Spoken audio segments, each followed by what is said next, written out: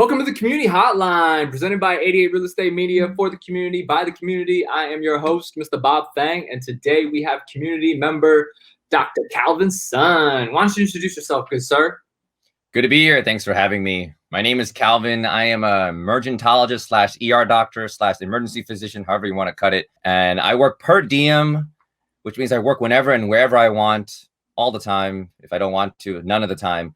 Based in New York City, born and raised in Manhattan. And I am also the founder and CEO of the Monsoon Diaries, where every 3 to 4 weeks, I go on an international trip, taking people, random strangers around the world, for a weekend or a couple of days before going back to work. I love it. I love it. I love it. So basically, you know, if anyone ever goes into the the ER, they're probably going to run into you, right? If they're in the Manhattan. I hope not. I hope none of you ever see me, because if you do see me, something went wrong. Got it. Got it. Okay. Well, let's dive into the first topic of the day, which is going to be money. But before I forget, rules of the game.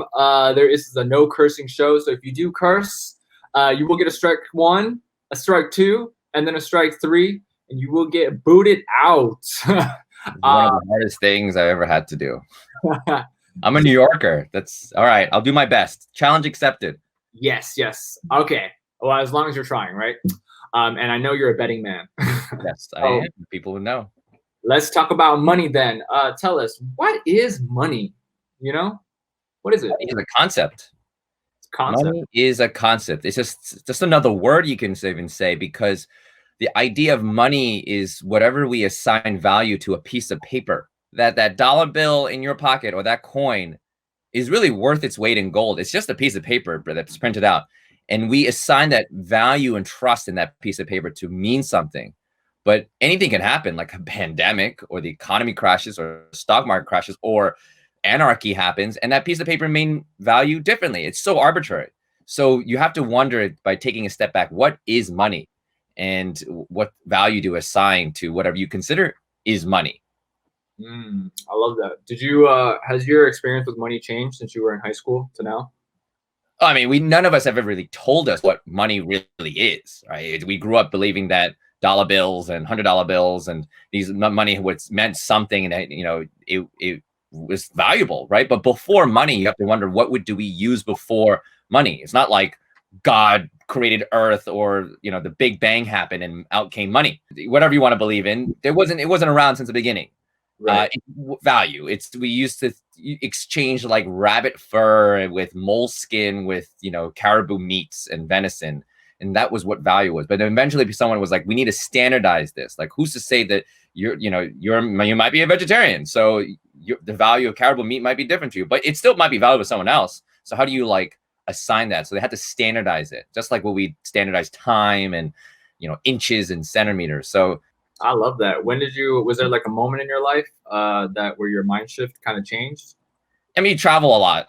So different value of currencies in different countries, you kind of get the idea. And, especially like Brazil is like a really good example, where it was literally in bankruptcy because they were trying to print more cash so that more people had cash. But when you do that, you're lowering and you're losing the value of that cash you already have.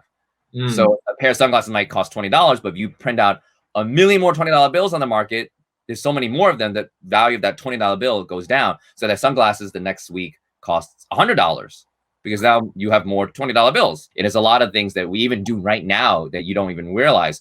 People copy homework, right? I used to sell my homework answers for $1 a piece. Then you know what? Then I was like, fuck it. I planned that out, but I was just like, I don't want people to be copying all this stuff. I'm really stressed out, so I raised it to $2. So now it was the same homework. It was just Xerox copies of things I took 2 years ago, right? Right. Oh. I was researching your story, and I mean, anyone can find it on the internet, but there was I think one of the biggest things that people always ask is certainly around your parents and about how your dad passed away when you were 19. So I guess my question would be, I know that you had to kind of plan 2 funerals for that moment. And I think, that's something that a lot of youth, they don't really think about, their parents dying. Or death in general is kind of something they don't really think about. But you having experienced it so young, what were some I guess costs in planning a funeral for your dad, and what is like the emotional toll, just to kind of maybe prepare some of the people that, have aging parents right now? Well, let's segue to in terms of the word cost. Like, what is the cost in terms of monetary value, or the emotional and physical cost on the family and your mental health when something happens to you that you didn't prepare for? So prior to my dad dying or passing away, I was okay in terms of having a roof over my head. I was in college, halfway through college, and I was grateful to a great education, having been provided that, but also like didn't have the emotional language to understand and process grief or despair or mental health, because my mom and dad did not equip me with that language. And I had Asian parent, like the typical Asian parents. I'm not going to speak on behalf of everyone's guardians out there who may be different, but mine were very typical in that they provided me things that I am very grateful for, education and security, but they didn't provide me the emotional language that I needed to process my feelings. And when my dad died, it was right after an argument, and he went on a treadmill to blow off some steam and had a sudden heart attack and dropped dead. And none of us prepared for it. And when that happened, my mom was going through the symptoms of taking so many antidepressants at the time, for, I guess, marrying too young, according to her, and having me too early, according to her. She, one of the side effects of having antidepressants, especially after a car accident on top of that she endured, that trauma ended up causing her to develop Parkinson's disease at a really young age. And then she got diagnosed like literally the week after. It was like, oh, you have all kinds of. We knew that was coming, but that was like a double whammy for me. And then the whole cost of, as you said, like planning to 2 funerals, emotional, the physical costs. I have to send my mom away to her parents to let her take care of it because I can't take care of her now. My dad didn't leave a will. On top of that, so because he never thought he was going to die anytime soon, so we had nothing, and he was kind of poorly managing this property and all that stuff at the time. So we lost everything. I lived in a frat house during the summer of 2006 after my dad died, because I was like, I don't know where I'm going to live. And then we really worked hard to try to restart all over again. I worked hard to start over again. And I haven't talked about money yet. It was the whole idea of like, how am I going to restart my life? The cost to that, my soul, my mental health, my emotional and intellectual and spiritual well-being, to come out of this okay. That's when I created a new family. A bunch of my friends came out of nowhere. This French girl named Amelia that ended up becoming one of my best friends, was visiting New York at the time. She worked visits one summer. She swooped in and literally saved my life, to which I'm very grateful. And I tell her that every day. And, this was, by the way, after my girlfriend broke up with me at the funeral. That happened, right? Because she said that this was a little too much for her to handle for her first relationship. That was her first serious relationship. So, that was a cost to her. And, it's just like, I didn't even talk about money yet, because you have to think about all the costs that can't be quantified that I had to really regain. But luckily for me, I had a great group of support network that came out of the woodwork. I still have it up on my Zanga when I wrote about it, how people just came out and took taking care of me, to which I cannot assign a cost. That the things that they did for me has no value, really. It's an unmeasurable value, if anything. And then if you want to talk about money, yeah, the funerals are expensive. So we had to dip into savings, and we had to see what was left over, and we had to fight the banks to get the rights to our property back. And I acknowledge that I have had a lot of privilege growing up, but at the same time, I've also lacked a lot of things that I had to make up for after he died. So it's a very complicated process. So I guess more practical then, what would you say, let's say someone's parents died, what are the next 90 days looking like, planning the funeral and everything? Like, can you kind of give like a game plan? So, but I feel like it's unique, right? No one really I don't wish this upon anybody. But it happens, right? The people die. And that's actually the big theme of like life in general. Like, you never know when things like this could happen, like a pandemic. We even saw a pandemic coming, right? For many months. You have to live now, because any moment somebody could die. So yeah, that's why it's important. So the first 90 days is you got to figure out, how to get your loved ones out of the body, right? If you're, that's just lack of a better word, out, and process it. Whether you want to bury it, you want to cremate it, you got to get a funeral home to work with the hospital to get the body. The funeral home usually takes care of everything. But if you're kind of intimidated by it, a social worker usually assigned to your case if somebody dies in the emergency room or in the hospital would offer assistance. But usually you just pick a funeral home and they take care of everything. All you have to do is, make a few requests if you want in terms of like program and, events, and if you want to do a service, and then you just show up.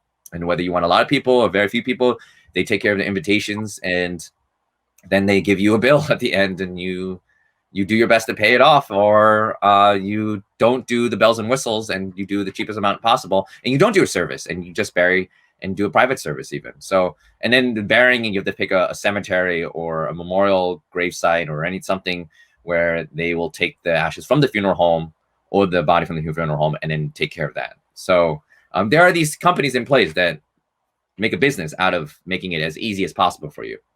Got it. Okay. So what are the costs, like number wise? I think the biggest cost of all was to figure out how to stay in college. That was the biggest hurdle for me. The funeral cost is a couple $1,000s. That's a lot for a lot of people. But if you want to go to a couple hundred, then you get, bare bones, just I think a burial but then it depends also the city you're in. New York City is pretty expensive. So real estate is much more at a premium than if you were in the rural middle of nowhere with much more real estate and land. So I can't speak to, the actual costs. It really depends on where you are. And plus the state tax and the tax on top of that, and the cost of the hospital stay and the cost of the burial fee, the cost of, whether your insurance would even cover it, whether you have life insurance, whether they left anything in their estate to cover for funeral costs as part of their life insurance. Like that is all stuff that really depends on person by person, parent by parent, guardian by guardian. Got it. So your biggest concern was how did you stay in college after all that? So I was already student council vice president. I was pretty high up in student council. Actually, sorry, this is summer 2006. So I was already the director of campus events on student council. I was being groomed to being president of the class or vice president of the class the year after. I was vice president of the Asian American Alliance, a board member and dancer and break dancer and Raw Elements, the dance crew. I was a instructor and senior bartender at the Columbia School of Mixology. So I was involved in a lot of stuff. And I was kind of integral in the administration, especially when they were getting prepared for a hunger strike that was about to happen related to ethnic studies and things that were going on in campus that were really problematic, and, to which I was part of. And I was wearing two hats, right? I'm vice president of Asian American Alliance. I was fighting for people of color. And as an activist, I wanted ethnic studies as part of the core curriculum. And on top of that, on the other side, I had to wear another hat. I was student council. I was representing the entire student body.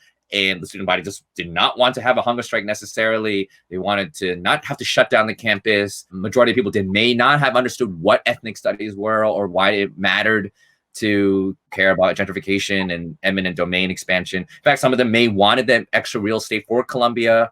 I have to go back and forth, and I have to do both things. So when this happened to me in the summer 2006, before my junior year, I was not on financial aid. My dad was barely scraping by to pay for my tuition. But now he had no will. I had needed financial aid because my mom is disabled. So she could only survive on disability checks from the government having Parkinson's. So I had nothing. My only job was bartending.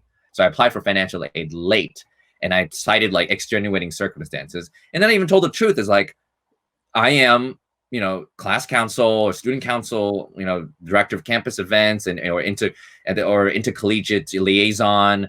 I'm about to be vice president. I'm also vice president of the Asian American Alliance. One of my former girlfriends is going to be one of the hunger strikers that you've been hearing about. Let me be a negotiator. Let me be of value to you, because the last thing I want is that you lose a student.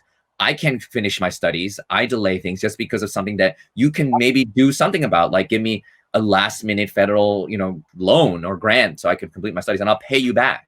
I mean, this is now we can go a whole discussion about student loan debt in this country. But that's what I signed up for. It's give me more student loans so I can finish my studies. And actually they were let me give you a big grant and then a somewhat smaller loan, and you can pay it off later.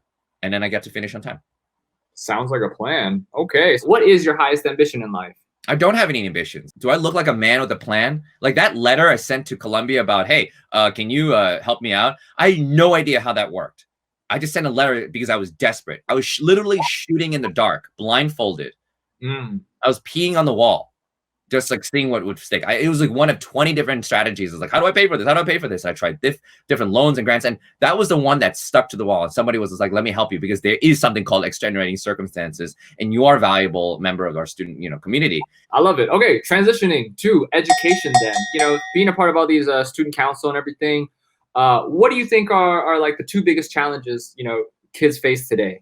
Critical thinking and embracing what makes you uncomfortable. Being comfortable with makes you uncomfortable. So we kind of gloss on number one. That's critical thinking. That's actually part of number two. Critical thinking is uncomfortable. Can you give a life example of critical thinking? Critical thinking is reading between the lines, seeing the man behind the man, woman behind the woman, person behind the person. It's really just seeing something and then trying to find the meaning behind it. So a good example is, let's take the pandemic. People are dying around me, literally people going to cardiac arrest, and my colleagues are intubated or on life support. I'm not adequately protected. I don't have enough PPE, personal protective equipment, because I'm reusing my mask that's 8 days old when they're supposed to be just used once and be disposable. So I have an 8-day-old mask. People are all getting sick. I'm scared. Scared is a feeling. So if I didn't do critical thinking, being scared means, okay, maybe I should stay home. And I'm per diem, by the way, so which means I choose when and where I want to work. If I don't want to work, I don't have to work. Like just like a bartender, it's like, you know what, today I don't need to work, because that's how per diem works. I'm not a full-time contract, which means also it's not stable. So if I don't want to work, I don't get paid. Full-time means you definitely get paid no matter what. If you get sick, you get sick pay and all that stuff, protections. I don't have those protections. If I don't want to work, I don't. And so, you know what, let me set out this pandemic. I could do that. That's me not critically thinking. But I have critical thinking. I saw, wait a minute, I'm scared. And I know that I lived my entire life of always being comfortable with what scares me. I made it a habit my entire life, ever since my dad died, or, Better Luck Tomorrow in high school, to always choose the most difficult thing, because that's something that I made a habit out of. I mean, I don't like brushing my teeth. I don't like going to the gym. I hate doing push-ups, but I do it, right? I do it, not flexing or anything, because I have to think a little extra step to know that it's good for me. All right. It's not I'm going by my feelings. So it's not about the feelings. It's about the meaning and the actionable things you can do because of that feelings. Fear, critical thinking means, oh, fear is fear. The fear can hold me back and not do it. Or just, I don't want to do push-ups because I don't care to do it. Or fear can lead to something like courage. Oh, shoot, I want to be a brave person. I want to be a courageous person. Wait a minute. Courage cannot exist without fear. If it didn't scare me, then it wouldn't be called courageous. I would do it. And if it didn't scare me, people are like, yo, dude, that's not courageous at all. It was easy. I could have done it. But if it scares you and you do it, that's when people say, oh, you're courageous. So I realized that being courageous, being the person that I strive to be, requires me to have fear to go with it. So I was like, oh, instead of letting fear conquer me, let me use it as a fuel to do something else. The feeling's still the feeling. It's about reframing that feeling to do something that is productive. If you choose that. And then plenty of people will be like, no, I have an immunocompromised, compromised person at home that I don't want to get sick, and I'm overworked, and I'm already sick. Maybe, I'm afraid I should listen to that fear. Maybe I won't go to work today, or maybe I won't skydive today, or maybe I won't, do all these things. It depends on the person. But that's what critical thinking is. It's really just not just jumping by what you're feeling is, oh, that's what I feel and therefore I should do it. But it's also thinking behind that and going off of that. Thinking behind that and going off of that. I love it. I love it. All right, moving on to the last topic of the day, which is love. I like to dive into love specifically, not relationship-wise, but love for our parents. How was your relationship with your parents going through high school, like freshman year, like growing up? It's very relatable where you have a parenting model where they give you all the physical security, which I'm grateful. And it's first world problems, right? That I'm complaining about this, but I have to be self-aware. That's critical thinking, being self-aware. Yes. That's another thing about critical thinking is that when you read something, you're like, is this a conspiracy theory, or does this make sense? Or you really have to think about it. Wait a minute, why are they writing this? Why is this happening? And then you understand that, and you don't get duped in as believing everything that you read. And that's the thing with my parents. They didn't give me any emotional love, right? If I had a crush on somebody, if I was upset about something, they never gave me that support and foundation to like process these feelings and get me to a better and healthier place. I had to like either suppress that, which is unhealthy, or what I did was actually keep a diary or journal. I I had to express it out somehow. I mean, you can tell from this recording that I don't suppress anything. So I don't need a journal anymore, but I still have one, right? It's called the Monsoon Diaries. Look at my handle. What does that say? Monsoon Diaries. That diaries is a big deal because I've always kept a diary since I was in first kindergarten, 5th grade.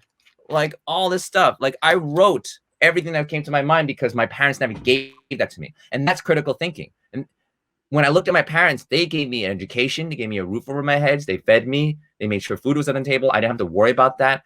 And that was their language of love. I had to critically think. When I was growing up, I was like, I can't believe they don't love me. They don't feel like they love me. That's not critical thinking. That's just me being angry, which is understandable. Then I had to be self-aware and I had to critical think and embrace the uncomfortable, including the discomfort that my parents actually secretly loved me and maybe didn't have time to talk about these feelings, right? Maybe they never went through these feelings growing up in, where my dad was in Taiwan or my mom was in Shanghai. My mom had me when she was 22. So she really never had a regular childhood, if you will, that I could, that could let me, process these things. So that was their version of love, but it didn't fit my love language. My love language is a lot more involving of emotions and, talking about your emotions, not, repressing anything, as you can tell, and just being very honest and real in the moment, where my parents were completely opposite, always about doing things, taking care of someone and saying, hey, that's enough for you, right? But never really talking about your feelings and emotions. And I disagree with that. And, we agree to disagree. And I respect their love for me, but it's not my love language. So that's love. It's complicated. It's literally a temporary form of insanity when you still love them despite them not loving you in the right way. That's essentially how we learn about ourselves, being comfortable with the uncomfortable, embracing insanity, embracing that aspect of you realizing that human beings are not logical creatures.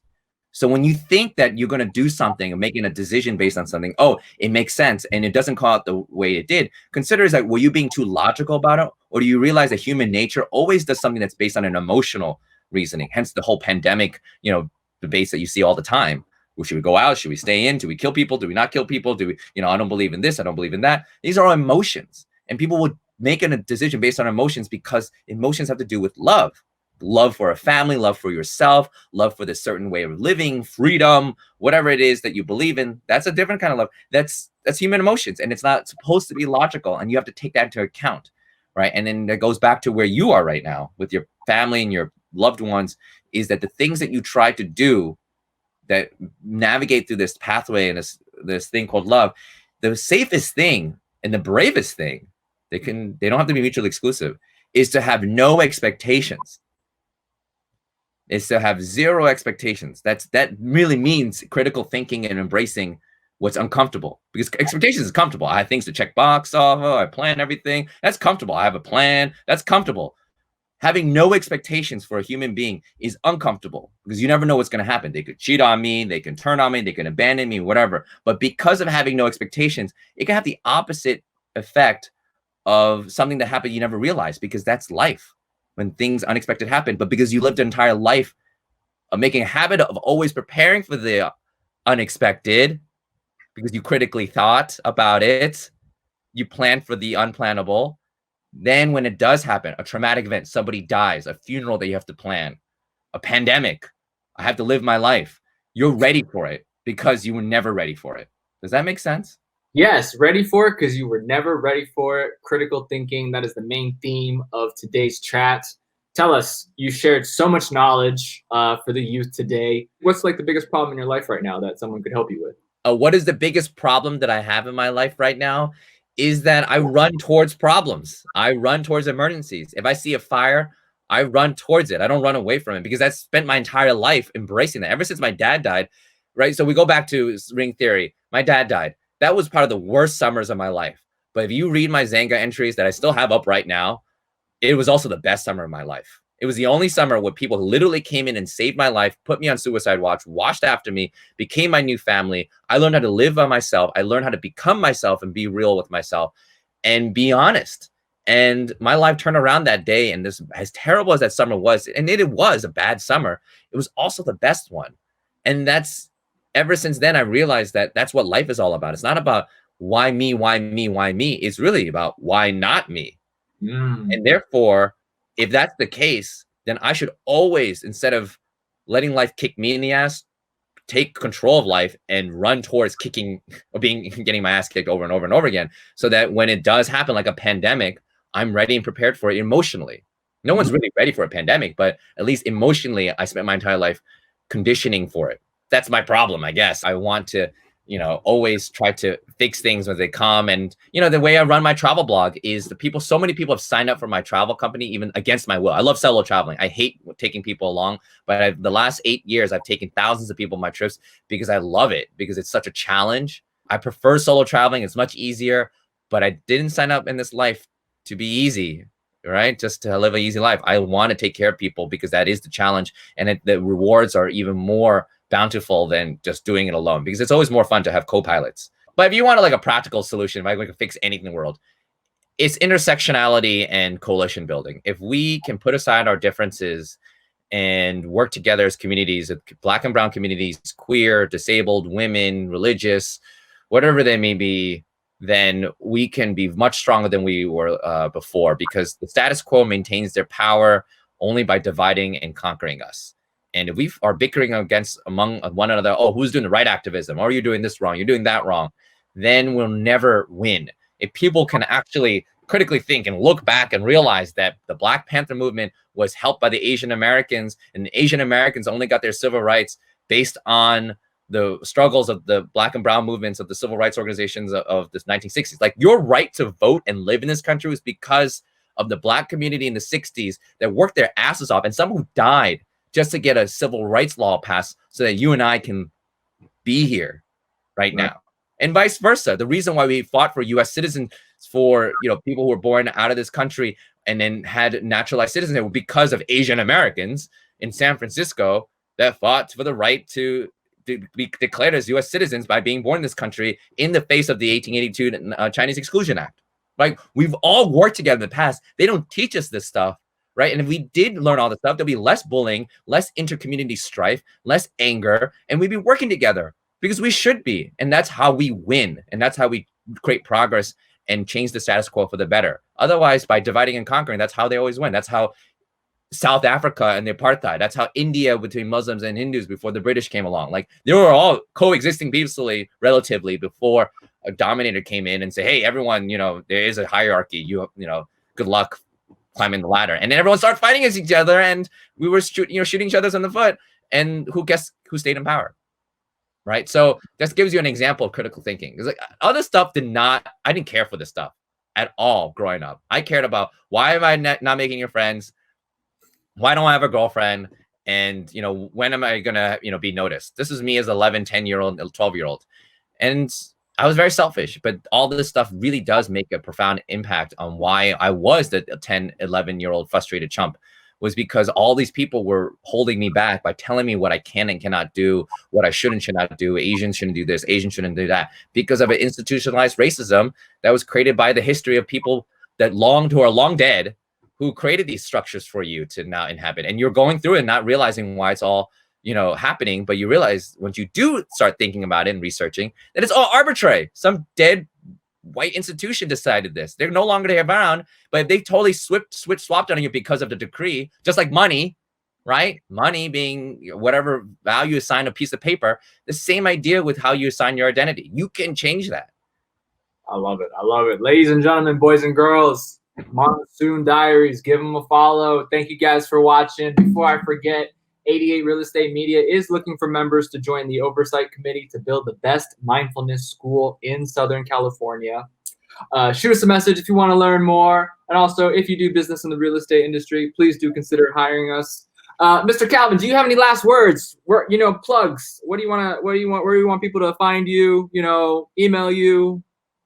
So we try to fit literally 3 hours of info and content. This is what usually how long it takes me when I do these public speaking gigs, into literally 35 minutes.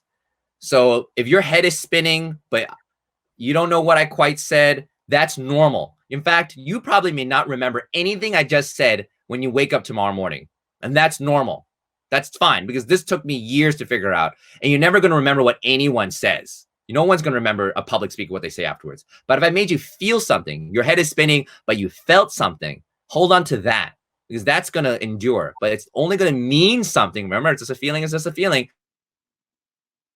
But it's going to mean something, create productive action if you hold on to it and focus on it and keep the momentum going, which means finding a mentor to talk about this stuff or creating some lifestyle habits that keeps you mindful of these emotions that you may be feeling right now that, from the words I've said. This is my Instagram, my Twitter, which I don't really use that much, but fine.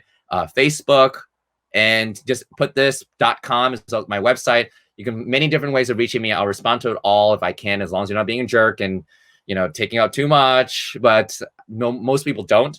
And yeah, keep the momentum going, because that's the only way you can change, because it's not going to happen overnight. Like this pandemic, it's a marathon. I love it. I love it. Guys, it's a monsoon. Mr. Calvin, thank you for sharing so much today. Obviously, yes, the community hotline was made for the community, by the community. If you need any more tips on anything, obviously feel free to reach out. Other than that, have a great day, and we'll see you guys next time.